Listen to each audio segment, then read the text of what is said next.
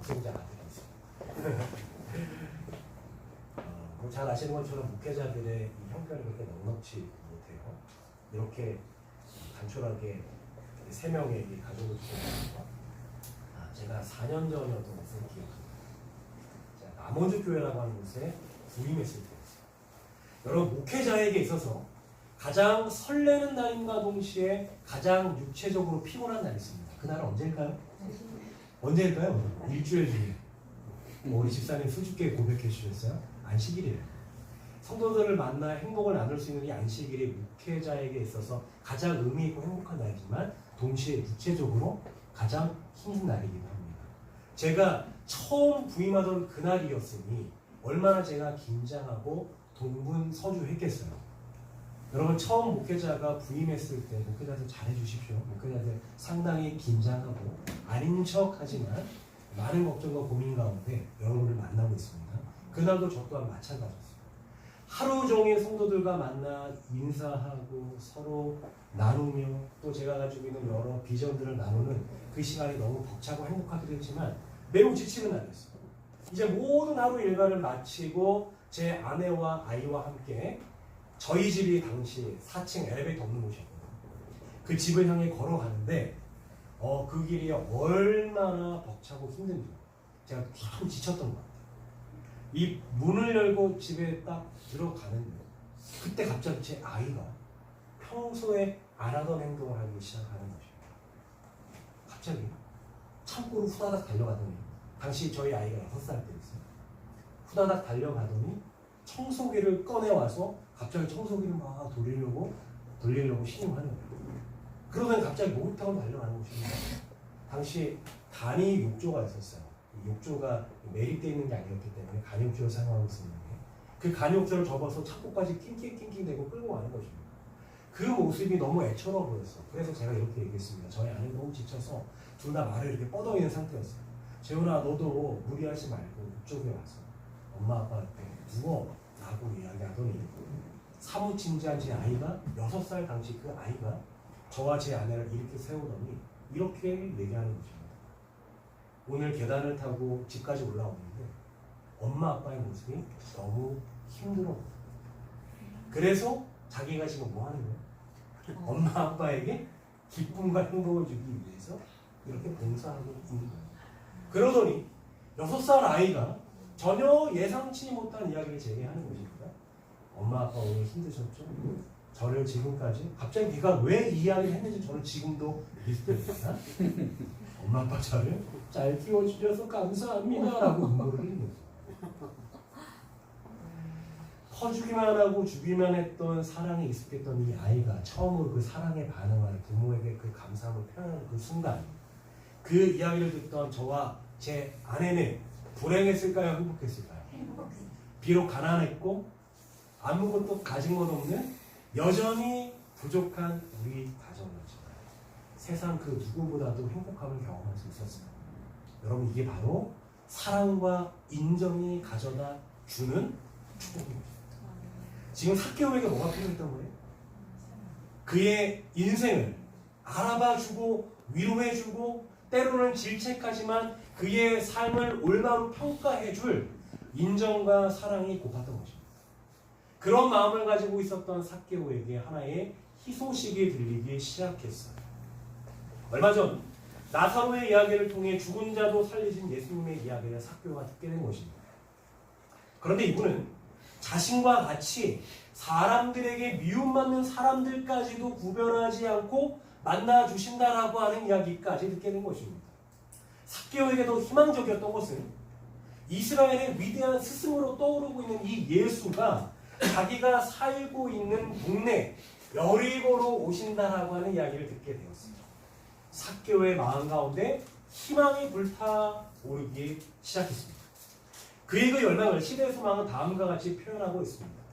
삭개오는 자신과 같이 배척받는 계급의 사람들에게 친절하시고 공손하신 예수님에 관한 소식을 들었다. 이 세리장의 마음속에서 보다 나은 생애를 살고자 하는 욕망이 일어나기 시작했다. 예수님에 관한 소식 때문에 그의 마음은 무엇으로?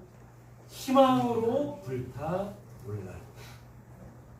예수님께서 자신의 마을에 당도한다라고 하는 승리를 한 걸음에 달려가 마을 어귀까지 삭개오가 나가게 되었습니다. 그런데 여러분, 이제 정확하게 머리를 좀 더 쓰셔야 돼요. 삭개오가 마을 어귀까지 기대감을 가지고 예수를 만나기 위해 달려나갔는데 그가 한 다음의 행동이 매우 의미심장합니다. 그가 예수를 보고자 어디 위로 올라갔어요? 그렇죠. 지금 성경은 돌모아가 나무로 기록되어 있지만 예전 개역 한글판에는 뭐라 기록되어 있습니다? 뽕나무 위로 올라갔습니다. 여러분, 이 뽕나무 위에 올라갔다라고 하는 이 표현 때문에 지금의 많은 신학자들이 새로운 해석을 내놓기 시작했습니다. 자, 우리 한번 생각해 보도록 하겠습니다. 삭개오가 예수님을 만나기 위해서 지금 어디 위로 올라갔어요? 뽕나무 위로 올라갔어요. 본문 그대로 내용을 살펴보자면 예수님을 뭐하기 위해서요? 키가 작았던 삭개오가 더 잘 보기 위해서 뽕나무 위로 올라갔어요. 이것 또한 사실입니다. 그런데 여러분, 우리가 하나 더 생각해 보아야 될 포인트가 있어요. 제가 앞서 소개해드렸습니다. 삭개오는 그의 직분이 뭐였다고? 세리도 아니었어요. 세리들 가운데서도 로마의 비호를 받고 있는 엄청난 힘과 권력을 가지고 있는 세리장이었습니다. 그리고 그는 째째하게 살아가는 사람이었어요. 가난했습니까? 부자였습니까? 부자였어요. 그렇다라고 하는 이야기는 지역의 평범한 인물이었을까요? 유지였을까요? 유지였겠죠. 그럼 여러분, 이것이 조금 더 일반적이고 상식적인 행동 아니었을까요? 삭개오가 자신을 미워하는 이 보디가드들과 함께 무리를 해치고 예수님 앞에 나아가는 것이 정상적인 행동 범주 아니에요? 그런데 왜 삭개오는 사람들이 볼까 두려워하는 것처럼 남몰래 아무도 주목하지 않은 뽕나무 위로 올라갔던 것일까요? 여러분, 요한복음에 보면요, 예수님을 만나러 왔던 특별한 인물 한 명이 있습니다. 당시 사내들인 회원이었던 니고데모입니다. 니고데모가 예수님을 만나 그의 인생의 비밀을 풀고 싶었어요. 그런데 그가 예수님을 만나러 가는 시간은 낮이었습니까? 밤이었습니까? 밤이었습니다. 예수님을 만나 위로받고 인생의 새로운 원칙과 나를 향한 하나님의 뜻을 발견하고 싶은 마음도 있는데 당시 사회적 체면상 누구에게는, 당시 사람들에게는 그 모습을 들키고 싶지 않았던 이중 마음이 니고데모에게 있었던 것처럼 삭개오에게도 그와 같은 마음이 있었던 것 같아요. 누가 봐도 사람들에게 힘과 권력을 누렸던 삭개오인데 자신의 그 작은 마음, 연약한 마음, 이 초라한 마음이 누구에게만큼은 보이고 싶지 않았던 것 같아요. 사람들에게는 보이고 싶지 않았던 거예요. 예수님을 만나고 싶은 열망은 있어요. 그런데 그의 열망과 믿음의 크기는 어디까지였습니까? 마을 어귀, 뽕나무 위에 올라가는 것까지였습니다. 여러분, 여기에 하나 더 재밌는 사실이 있습니다. 삭개오가 뽕나무 위로 올라갔을 때 많은 사람들은 목자 중 한 명으로 알았을 거예요. 에? 뭐 중 한 명으로 알았을 거라고요? 목자는 뭐 하는 사람입니까? 양치는 사람인데 왜 뽕나무 위에 올라갔을까요? 제가 비밀을 풀어드리도록 하겠습니다. 아모스 7장 14절에 보면 이스라엘에서 양을 치는 목자의 직분을 이야기할 때 다음과 같이 이렇게 표현합니다. 아모스가 자신을 표현할 때 이렇게 얘기했어요. 나는 양을 치는 뭐요? 목자여. 동시에 무엇을 재배하는 자라? 돌, 무화과 나무를 재배하는 자라. 여러분 기억하십시오. 목자에게는 두 가지 일이 있었습니다. 우기에는 저 멀리 초원, 이 광야로 나가서 양들을 먹이는 목자의 일을 하지만 건기가 되었을 때 양들에게 먹일 음식이 다 떨어졌을 때에 마을 어귀로 돌아와서 그 당시 부유층 농장주들을 찾아가서 그들이 했던 일이 하나 있어요. 여러분, 농장주들이 밀 이삭을 다 베고 남은 그 밀 밑둥이 있잖아요. 이 밀 밑둥이 누구에게는 좋은 먹이가 됐을까요? 양들에게는 아주 좋은 먹이가 되는 거예요. 그러면 이 목자들이 와서 이렇게 사정하는 것입니다. 주인이시여 우리에게 양들에게 이 밀 밑둥을 넣을 수 있도록 허락하소서. 그러면 그 농장주들이 그것을 허락했어요. 그런데 그럼 세상에 공짜가 있어요? 없어요? 공짜가 없습니다. 그럼 이 농장주들이 시키는 일이 있었어요. 자신들의 부습을 위해서 마을 어귀마다 심어놓은 과수나무가 있었는데 그 과수나무가 뽕나무, 돌무화과 나무였던 거예요. 여러분 잘 아시는 것처럼 여리고는 원래 많이 세워져 있는 나무는 무슨 나무예요? 여러분? 예수님께서 여리고성에 입성하셨을 때 사람들이 무슨 나뭇잎을 막 흔들었어요? 종려나무. 종려나무를 흔들었잖아요. 종려나무가 아니라 삭개오가 이제 뽕나무에 올라가는 특별함을 제가 설명하려고 하는 거예요. 그 뽕나무는 농장주들의 부습을 위해서 심어놓았던 과수나무. 그런데 이게 얼마나 고약한 열매냐면 사람들이 먹을 수 있는 열매가 되게 하려면 사람들이 그 나무를 타고 올라가서 그 열매마다 하나하나 바늘로 뚫어야지만 마치 우리가 감에 침당 굽는 것처럼 열매의 바늘을 뚫어야지만 이 열매를 먹을 수 있었어요. 예수님께서 여리고를 지났을 당시에 뽕나무 위에서 출현됐던 사람들의 대부분은 누구였을까요? 목자였어요. 그럼 삭개오가 지금 뭐로 변장해서 지금 올라간 거예요? 목자로 변장해서 올라갔다. 왜 그렇게 올라갔을까? 이것이 지금 이 본문을 연구하는 학자들의 궁금증입니다. 그들의 해석은 다음과 같습니다. 그가 왜 뽕나무 위에 이렇게 변장해서 올라갔어요? 아까 전에 말했던 이중나무.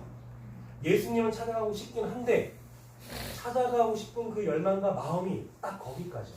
사람들에게 들키고 싶지 않아. 그래서 수많은 목자들 가운데 한 사람처럼 먼 발치에서만 그 열망을 가지고 예수님을 바라보는 것입니다. 여러분 오늘날 교회에 나오는 성도들의 모습도 때로는 이와 같을 때가 있는 것 같아요. 여러분 심리학에 페르소나라고 하는 용어가 있어요. 겉과 속이 다른 내면을 이야기할 때 페르소나라고 이야기합니다. 가면을 쓴 인격이라고 하는 뜻입니다.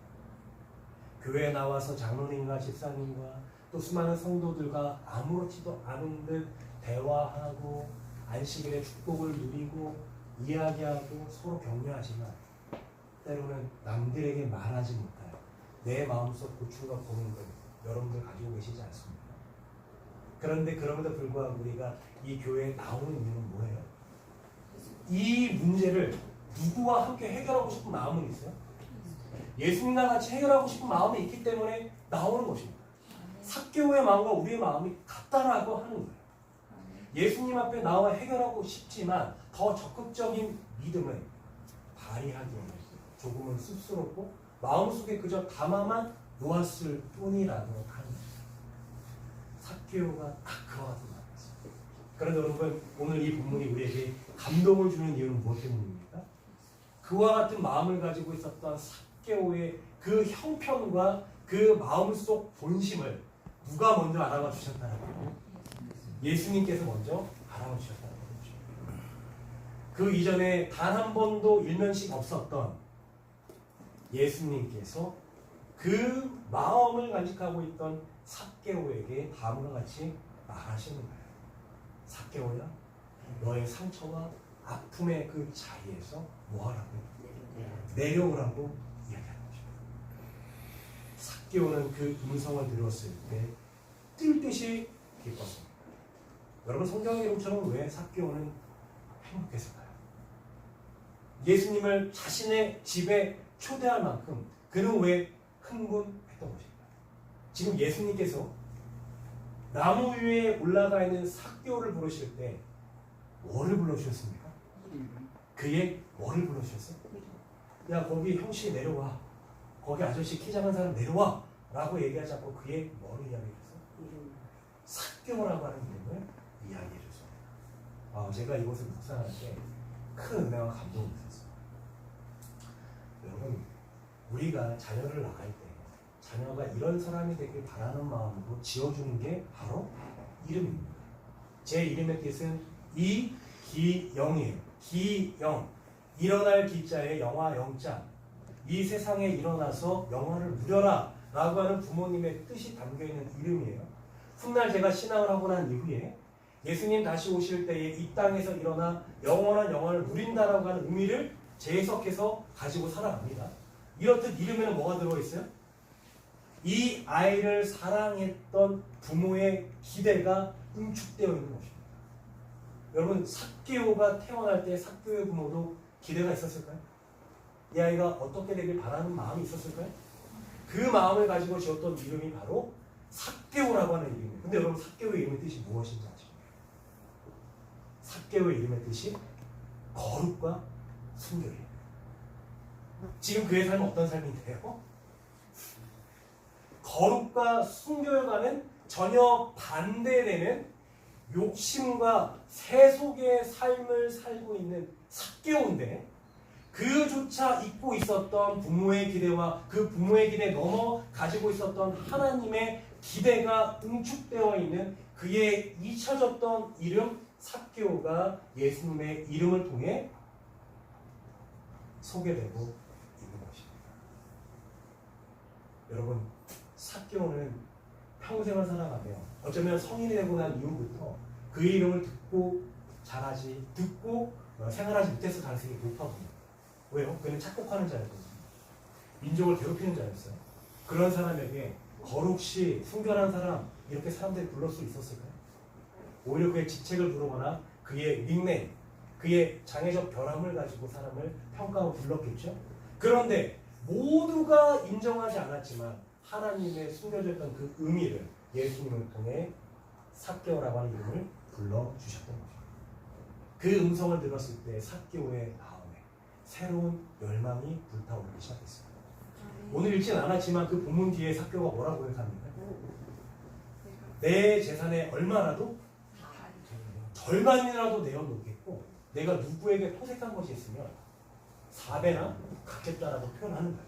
진짜 은혜를 받았을 때 완전히 회개하여 돌아서서 삶을 변화시키겠다라고 하는 결심이 하나님의 그 사랑, 예수님을 통해 선포된 그 사랑을 통해 삭개오에게 전달된 것입니다. 아멘. 여러분, 김춘수님의 꽃이라고 하는 시 아세요? 꽃의 시는 다음과 같습니다.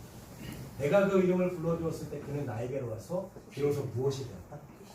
꽃이 된 것처럼 이날 예수님을 만났던 삭개오는 예수님께서 그의 이름을 불러주었을 때 예수님 품에 안겨 인생의 참된 꽃을 꽃피우게 되었던 것입니다. 여러분, 삭개오의 인생이 죽게 붙잡힌 인생이 되었어요. 스스로의 노력으로 가꾸는 삶이 아닌 하나님의 이끌어주시는 삶이 된 것입니다. 여러분, 되게 감동적인 게 하나 더 있는데요. 재림교회 주석을 보니까 예수님께서 삭개오의 집을 유하겠다라고 얘기하셨잖아요. 그 집은 사람들에게 손가락질을 당하는 죄인의 집이었습니다. 그런데 그 집에 예수님께서 들어가시겠다고 말씀하셨어요. 재림교회 주석 뭐라고 얘기하냐면, 이날 예수님께서 삭개오 집에 들어가겠다라고 말씀하신 것은 남의 집에 머물겠다라고 자청한 유일한 기록이다라고 기록했어요. 세상으로부터는, 사람들로부터는 잊혀지고 멸시받고 손가락질 당하는 삶이었던 삭개오였지만 누구만큼이냐? 그의 마음의 변화의 열망을 알고 계셨던 하나님과 예수님만큼은 그의 그 마음의 본심을 알고 그를 회복의 자리로, 상처가 아물 수 있는 사랑의 품으로 초청해 주셨던 거죠. 은혜가 있는 것은 이 동일한 사랑이 오늘 이 자리에 앉아있는 저와 여러분에게도 동일하게 비추고 있다는 거예요. 볼지어다 내가 문 밖에서 뭐하고 계신데요? 두드리고 계신다라고. 이 위대한 사랑이 오늘 저와 여러분에게도 동일하게 쏠려 있음을 기억하시게 되길 간절히 소망합니다. 저는 설교를 할 때 예화로 이 인물을 소개하기를 좋아합니다. 이지선이라고 하는 인물입니다. 지금은 이화여자대학교 사회복지학과 교수가 되었습니다. 그의 상처와 아픔은 30년 전으로 26년 전으로 돌아가게 되면 그녀의 아픔과 상처를 저희가 볼 수 있어요. 이화여자대학교를 나온 수재였습니다. 이화여자대학교 유아교육과 4학년 미모와 재능을 겸비했던 이지선 씨가 유학기를 앞두고 2000년 7월 30일 큰 사고를 당하게 됩니다. 술에 취한 한 음주운전자에 의해 추돌 사고를 당하게 돼요. 그 사고의 결과로 엄청난 이 큰 화상을 입게 됩니다. 지금 이 얼굴은 수십 번의 수술 끝에 그나마 복원된 얼굴. 그 전에 그 처참한 몰골이 되었던 이지선 씨가 그의 삶을 이어가기 얼마나 힘들었겠습니까? 눈조차 제대로 감을 수 없는 상태였고, 그녀를 정말 힘들게 했던 것은 소망하고 원하는 것을 할 수 없을 정도의 장애를 얻었다라고 하는 거예요. 모든 것이 한순간에 자신의 잘못도 아니고 타인의 잘못으로 인해서 한순간에 다 날아가고 말았던 것입니다. 그는 이렇게 고백해요. 사는 것이, 살아남는 것이 어쩌면 죽는 것보다 1000배, 10,000배 더 힘들었다라고 고백할 정도였습니다. 여러분 그렇지 않겠습니까? 어느 날 아침에 화상을 입었어요. 자신의 자유롭게 사용하는 손가락이 10개 중 8개가 날아갔어요. 사용할 수 없어요. 얼굴도 일그러졌어요. 그리고 씻는 것도 눈 감는 것도 그 어느 것 하나도 정상적이지 않았어요. 절망하고 원망할 수 있는 상황이었습니다. 여러분이 이 상황이었다면 어떻게 하셨겠습니까?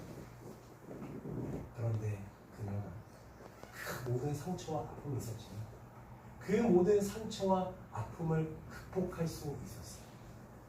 그의 자서전에는 이렇게 기록되어 있습니다.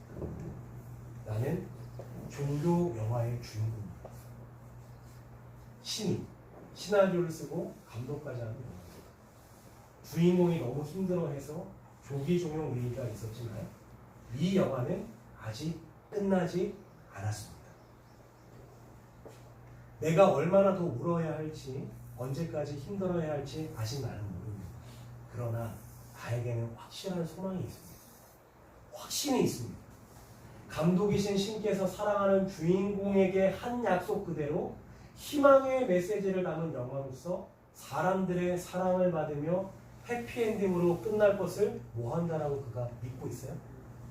믿는다라고 고백하고 있습니다.